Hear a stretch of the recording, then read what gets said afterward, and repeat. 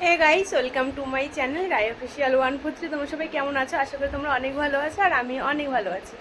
আজকে আবারও একটা নতুন ব্লগ নিয়ে তোমাদের কাছে চলে এসেছি।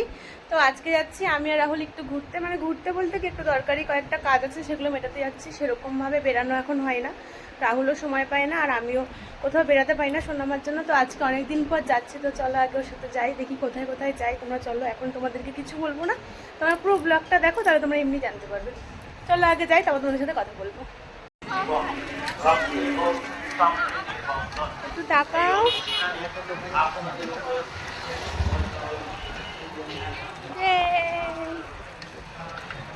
আবার সোজা করে নিছো?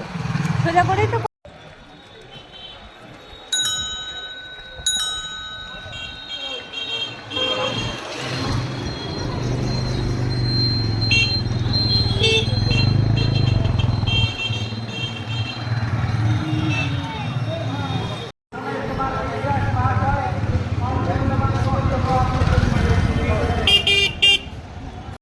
মনোনীত প্রার্থী বিপ্লব বিশ্বাস মহাশয়কে হাতে টেনে ছাকনি দেখবা? কোনটা লাগবে না?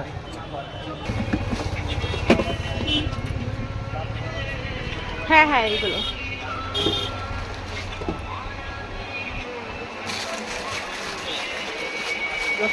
এ নাও, ধরে দাও।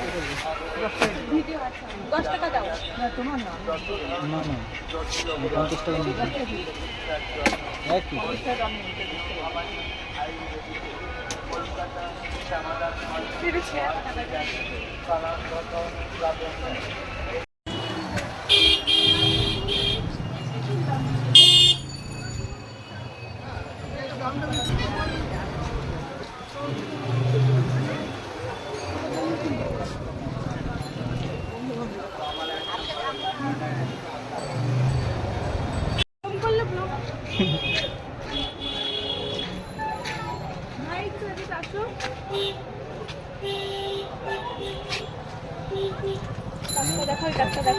মালটা ভারী আছে অনেক।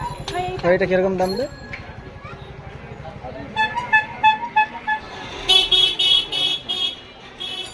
পয়সা দিয়েই নিয়ে।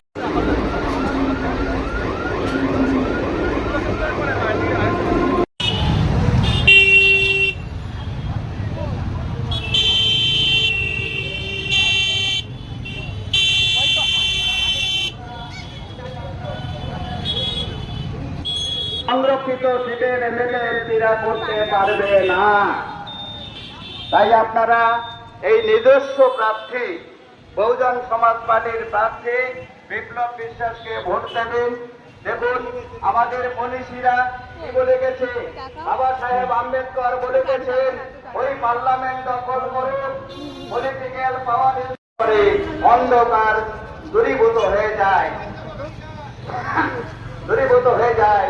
কিন্তু আমার সমাজের মানুষ যারা বাবা সাহেবের সুযোগ সুবিধা ভোগ করে চাকরি বাকরি পেয়েছেন, প্রতিষ্ঠিত হরিচাঁদ বলছে, হরিচাঁদ গুরুচাঁদ ঠাকুরের আলোচনা করতে এগুলো নিয়ে না, এগুলো নষ্ট হয়ে যায়, এগুলো নষ্ট হয়ে যায়। এইগুলো, এটা ভালো, এটা দিয়ে গেছে, গাইডলাইন দিয়ে গেছে এসটি এসটি ওবিসি সমাজের উন্নতির জন্য, যে তোমরা রাজনৈতিক ক্ষমতা অনেক বড়। এগুলোই না, এগুলো ভালো। এই যে এটা নষ্ট হয়ে যায়, ভালো। হরিচাঁদ গুরুচাঁদ বাবা সাহেব আম্বেদকরের কথা থাক, এখন নিতে হবে না, এখন আছে। কিন্তু তারা হ্যাঁ, কি করে এখন নিতে হবে। তাদের মূল্যবান যে ভোট সেসব নষ্ট হয়ে গেল, ফলে যে দুরবস্থা এই সমাজে, সেই দুরবস্থায় থেকে যায়।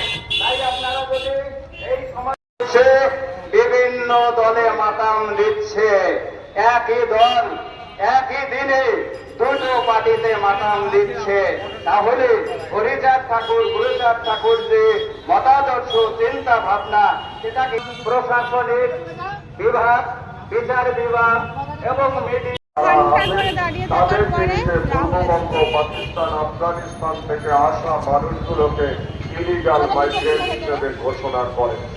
অথচ পরিতাপের বিষয়, 2004 সালের 28শে ফেব্রুয়ারি পাকিস্তান এবং এগুলো খাবা, চিকেন পকোড়া খাবা।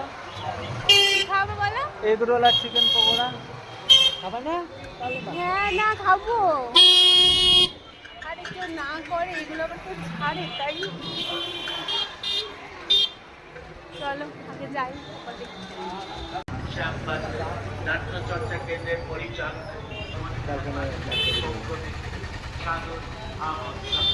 এই সমস্ত অনুষ্ঠান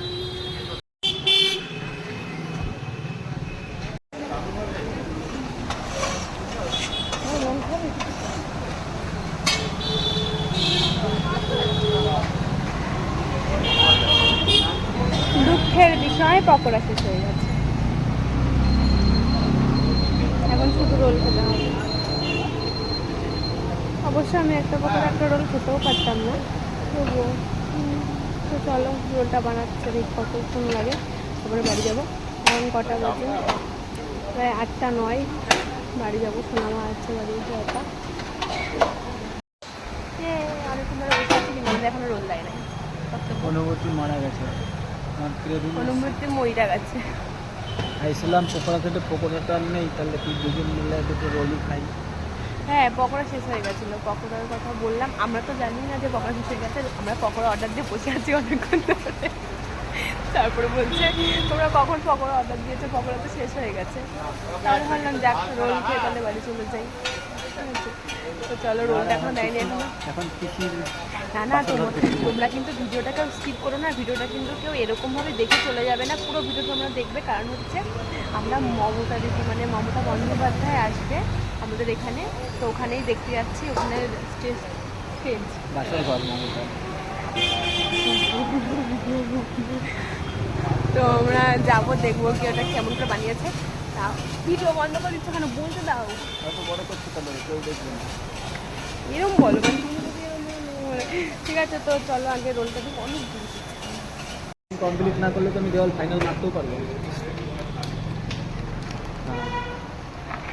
দেওয়ালগুলো আস্তে করে মারা থাকবে।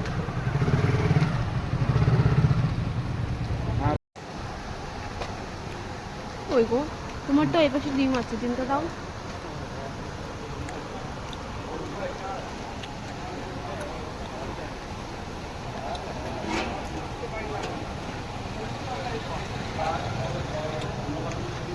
খেয়ে আমি আর রাহুল বেরিয়ে গেছি এখন, যেটা তোমাদেরকে বললাম সেটা দেখার জন্য। তো চলো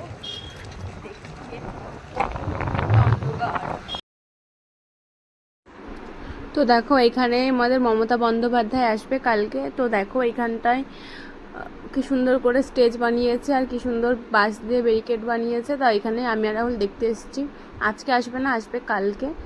তো আমি যেদিনকার ভিডিওটা এডিট করছি সেদিনকারই এসেছে, আমি দেখতে যেতে পারিনি, কারণ সোনামা ছোটো, ওকে রেখে আমি যেতে পারিনি, সবসময় ওকে রেখে বেরানো যায় না, তাই জন্য আমরা দেখতে যেতে পারিনি। মার বাবা গেছিলো, কিন্তু মার বাবা যখন গেছে তখন মমতা দিদি চলে গেছিলো। তো আমি সেটা তোমাদেরকে ভিডিওতে দেখাচ্ছিলাম যে এটা হচ্ছে সিংহের বাগানের দিকে একটা রাস্তা, এখানে উনি এসেছিলো।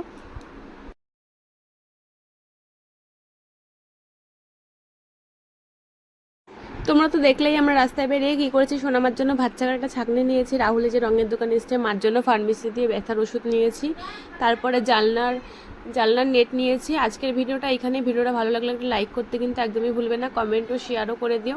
আর যারা যারা আমার চ্যানেলে নতুন আছে তারা প্লিজ আমার চ্যানেলটা সাবস্ক্রাইব করে দিও। দেখা হচ্ছে নতুন ভিডিওতে, টাটা সবাইকে।